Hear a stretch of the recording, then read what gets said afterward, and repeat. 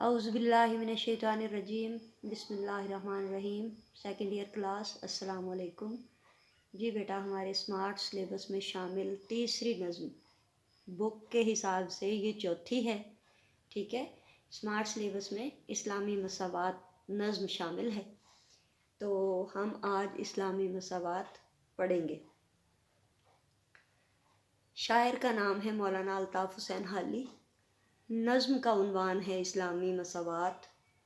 اس کا بند نمبر 1 ہے، ٹھیک ہے جی۔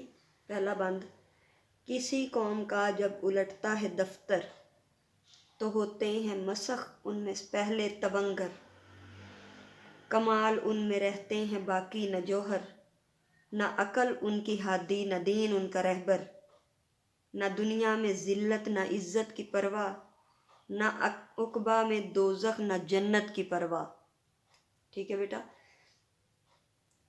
تو معنی سن لیں اب غور سے، سارے الفاظ مشکل ہیں۔ دفتر الٹنا، زوال آ جانا، دفتر الٹنا، زوال آنا، برے دن آ جانا، مسخ ہونا، بگڑنا، شکل تبدیل ہو جانا، تبنگر امیر، دولت مند لوگ، مالدار لوگ، کیا کہا ہے انہیں؟ تبنگر۔ جوہر خوبی، جوہر خوبی، ہادی رہنما، رہبر راستہ دکھانے والا، عقبہ آخرت، اگلا جہان یعنی قیامت، عاقبت سے نکلا ہے یہ لفظ، ٹھیک ہے۔ اس لیے کہیں عقبہ پڑھا جاتا ہے، کہیں عقبہ پڑھا جاتا ہے۔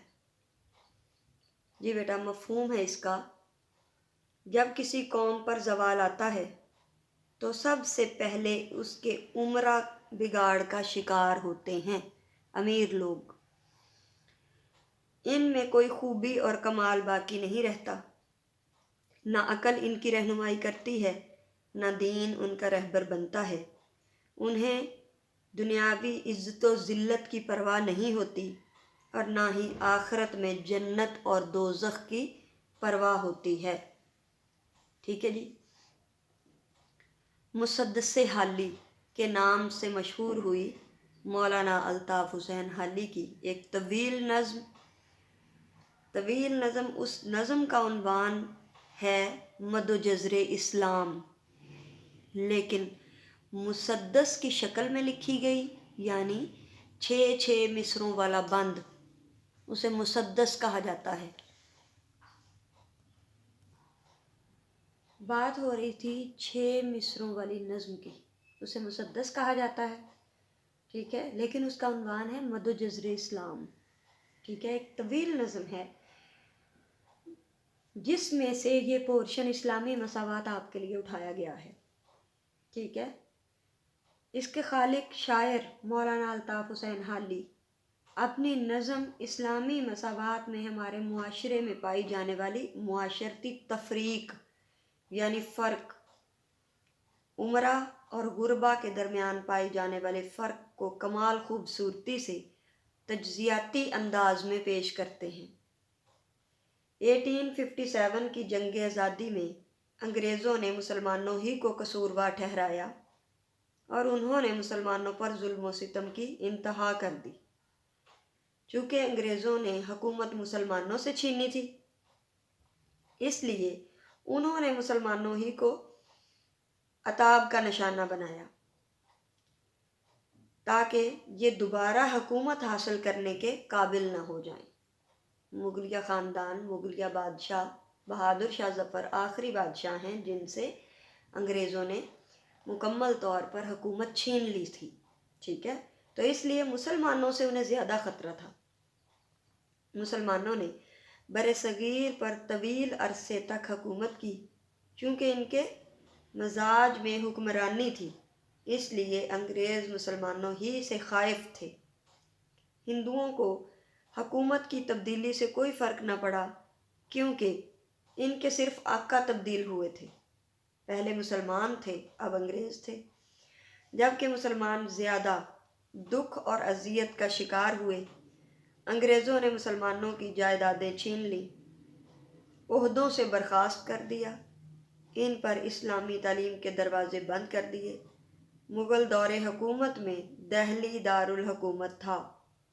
انگریزوں نے دہلی کو فتح کیا تو دہلی کی اینٹ سے اینٹ بجا دی، تباہ و برباد کر دیا، مسلمانوں کے گھروں کو مسمار کر دیا، ان کی جائیدادیں چھین لیں اور انہیں شہر بدر کر دیا، یعنی شہر سے نکال دیا، جس کی وجہ سے مسلمانوں میں انتہا درجے کی مایوسی اور نا امیدی پیدا ہوئی اور وہ سیاسی، مذہبی، اخلاقی، سماجی اور معاشرتی برائیوں کا شکار ہوئے۔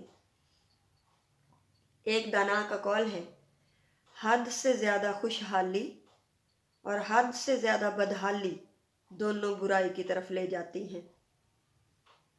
حد سے زیادہ خوشحالی اور حد سے زیادہ بدحالی دونوں برائی کی طرف لے جاتی ہیں۔ ایسے حالات کے پیش نظر حالی نے مسلمانوں کی اصلاح کے لیے ایک معروف نظم مدوجزر اسلام لکھی، جس میں مسلمانوں کے عروج و زوال کی تمام داستان بڑے دلکش انداز میں پیش کی گئی ہے۔ حالی نے نظم میں اپنے دور کے مسلمانوں کے زوال کے اسباب بتائے، وہ وجوہات بتائیں جس کی وجہ سے مسلمان زوال پذیر ہوئے تھے، اور انہیں اسلاف کے کارناموں اور کامیابیوں سے بھی آگاہ کیا تاکہ وہ اسلاف کے نقش قدم پر چلتے ہوئے دوبارہ اپنا کھویا ہوا مقام حاصل کر سکیں۔ تشریح طلب بند میں مولانا الطاف حسین حالی قوموں کی زبوں حالی کے اسباب بیان کرتے ہیں کہ قومیں کس طرح تباہ ہوتی ہیں۔ قومیں جب تباہ ہوتی ہیں تو پہلے کون سا طبقہ خراب ہوتا ہے، کس طبقے کی اعمال کی جزا سزا ملتی ہے۔ کہتے ہیں کہ جب کوئی قوم زوال کا شکار ہوتی ہے تو اس کے آثار سب سے پہلے امرا کے افعال سے جھلکتے دکھائی دیتے ہیں۔ امرا کا یہ طبقہ عیش و عشرت میں پڑ کر بگاڑ کا شکار ہو جاتا ہے۔ جب صاحب اقتدار اور طبقہ امرا کے اعمال بگڑتے ہیں تو قوم کے مفلوق الحال لوگوں پر ان کے برے اثرات مرتب ہوتے ہیں۔ امرا یا امیر اور خوشحال لوگوں کے لیے اللہ تعالیٰ کی طرف سے عطا کردہ دولت آزمائش ہوتی ہے، لیکن یہ لوگ غفلت کا شکار ہو کر دولت کے نشے میں دھت اچھے اور برے کی تمیز بھلا دیتے ہیں، انسانیت اور اخلاقیات سے ماورا ہو کر زندگی بسر کرنے لگتے ہیں۔ ان کی خوبیاں اور کمالات رفتہ رفتہ ختم ہو جاتے ہیں اور تمام اوصاف کھو کر، تمام خوبیاں کھو کر صرف اپنے نفس کے غلام بن کر رہ جاتے ہیں۔ قومی مفادات پر ذاتی مفادات کو ترجیح دیتے ہیں، یعنی اپنی ذات کے بارے میں سوچتے ہوئے قوم کا نقصان کر دینا، قوم کی بلی چڑھا دینا ان لوگوں کے لیے کوئی معنی نہیں رکھتا۔ ان کی عقل اور ذہن دولت کے خمار سے مغلوب ہو کر سوچ اور فکر کی صلاحیت سے عاری ہو جاتے ہیں۔ قرآن مجید میں ارشاد باری تعالیٰ ہے، انما اموالکم و اولادکم فتنہ۔ سورہ انفال میں ہے، انما اموالکم و اولادکم فتنہ، تمہارے مال اور اولاد آزمائش ہیں۔ ٹھیک ہے، بس یہ وہ لوگ ہیں جو آزمائش میں پورے نہیں اترتے بلکہ عارضی جاہ و جلال اور شان و شوکت پر مر مٹتے ہیں۔ انہیں کیا معلوم کہ قارون بھی تو اتنی بڑی دولت کا مالک تھا، خزانے سمیت زمین میں غرق ہو گیا۔ بقول شاعر، زندگی تو امیر لوگوں کی مستیوں پر ابھار سکتی ہے۔ زندگی تو امیر لوگوں کی مستیوں پر ابھار سکتی ہے، نشہ دولت کا وہ نشہ ہے جسے موت ہی اتار سکتی ہے، موت ہی صرف اتار سکتی ہے۔ یہ حقیقت ہے کہ انسان کو ہر عمل کا حساب آخرت میں دینا ہوگا، کیونکہ دنیا آخرت کی کھیتی ہے۔ اس لیے انسان کو چاہیے کہ وہ اس دنیا میں مہر و محبت کے بیج بوئے تاکہ آخرت میں رحمت الہی کا حقدار بنے۔ اگر انسان دنیا میں دوسرے لوگوں سے محبت و اخلاق کے رویے اختیار نہیں کرتا تو اس کی زندگی موت کے مترادف ہے، یعنی زندگی اور موت میں کوئی فرق نہیں۔ بقول میر تقی میر، گزری ہے جن کی عمر محبت کیے بغیر، وہ بد نصیب مر گئے گویا جیے بغیر۔ یہ انسانیت سے محبت کی بات ہو رہی ہے، یہ اللہ اور اس کے رسول کے راستے سے محبت کی بات ہو رہی ہے۔ چنانچہ دولت مند طبقہ اخلاقی بگاڑ کا شکار بھی اسی لیے ہوتا ہے کہ وہ دین اور مذہب کی رہنمائی کو چھوڑ کر تباہی کا راستہ اپنا لیتا ہے اور صراط مستقیم کو چھوڑ کر جہنم کے راستے پر گامزن ہو جاتا ہے۔ اس کے باوجود انہیں ندامت اور شرمندگی کا احساس تک نہیں ہوتا۔ شرم ہے ان میں نہ غیرت ہے نہ خو احترام، ان کی الفت بے صداقت، ان کا کینہ بے لگام۔ تشریح طلب بند میں آخری شعر میں شاعر کیا کہتے ہیں کہ عمرہ کا طبقہ دولت کے نشے میں اندھا ہو جاتا ہے، نہ دنیا میں ذلت نہ عزت کی پرواہ، نہ عقبیٰ میں دوزخ نہ جنت کی پرواہ۔ تو اس والے شعر کی تشریح کچھ یوں کی ہے کہ جب انہیں عزت اور دولت کی پرواہ نہیں ہوتی، یہ مال و زر اور دنیاوی شان و شوکت کو ہی عزت کا معیار سمجھتے ہیں، جبکہ بے زر ہونے کو ذلت و رسوائی سمجھتے ہیں۔ اس لیے وہ ناجائز ذرائع سے دولت سمیٹنے کو عار نہیں سمجھتے، برا نہیں سمجھتے، اس میں شرم محسوس نہیں کرتے، اور انہیں اس بات کی پرواہ نہیں ہوتی کہ دنیا آخرت کی کھیتی ہے، کہ دنیا میں ہم جو کچھ بوئیں گے آخرت میں وہی کاٹیں گے۔ دنیا میں کیے گئے اعمال کی جزا اور سزا آخرت میں ملے گی۔ برے اعمال کی سزا کے طور پر جہنم اور اچھے اعمال پر جنت کی نعمتوں سے نوازا جائے گا۔ وہ جنت و جہنم کی پرواہ کیے بغیر دنیاوی شان و شوکت اور آسائشوں کو ہی جنت سمجھ بیٹھتے ہیں، جس کا نتیجہ یہ برآمد ہوتا ہے کہ قوم زوال کا شکار ہو کر تباہی و بربادی کے دہانے پر پہنچ جاتی ہے۔ ٹھیک ہے بیٹا، یہ ہمارے پورے بند کی تشریح ہے، اس کو اچھی طرح سمجھنا ہے، پڑھنا ہے، اس کے حوالہ جات تیار کرنے ہیں۔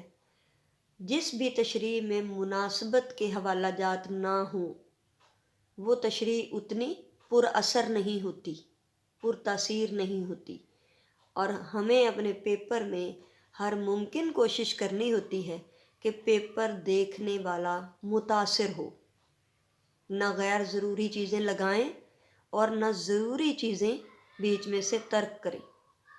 تو اس کے لیے بہت ضروری ہے کہ کتاب پڑھیں اور لیکچر سنیں، بار بار سنیں اور اس کو لکھنے کی پریکٹس کریں۔ انشاءاللہ بشرط زندگی کل اگلے بند کے ساتھ۔ یہ بیٹا اہم نظمیں ہیں، اس میں جلدی کی ضرورت نہیں ہے، بس آرام آرام سے پڑھیں گے لیکن اچھا اچھا پڑھیں۔ ٹھیک ہے جی، اللہ حافظ، انشاءاللہ کل ملاقات ہوتی ہے۔ تو بچوں بس میری ایک نصیحت یاد رکھنا کہ ساتھ ساتھ اپنے چیپٹر اپنے سلیبس کو تیار کرتے رہیں۔ جو بچے ساتھ ساتھ یاد کرتے ہیں، جمع نہیں کرتے، وہی جیتتے ہیں۔ ایک دن میں وہ کام کیسے ممکن ہے جس کے لیے سال پورا پڑھنا پڑتا ہے؟ کیسے پڑھا جا سکتا ہے وہ آخری دن، اور کیسے اس کے نتائج حاصل کیے جا سکتے ہیں؟ ٹھیک ہے، تو اس کو اپنے ذہن میں راسخ کر لیں کہ شعر کے الفاظ کیا کہہ رہے ہیں اور اس کو ہم نے تفصیل میں کس طرح لے جانا ہے، یہ نہیں کہ کچھ بھی ہاتھ آئے تو بس لکھ ڈالو تشریح ہو گئی، ایسا نہیں ہوتا بیٹا. ٹھیک ہے، اللہ حافظ.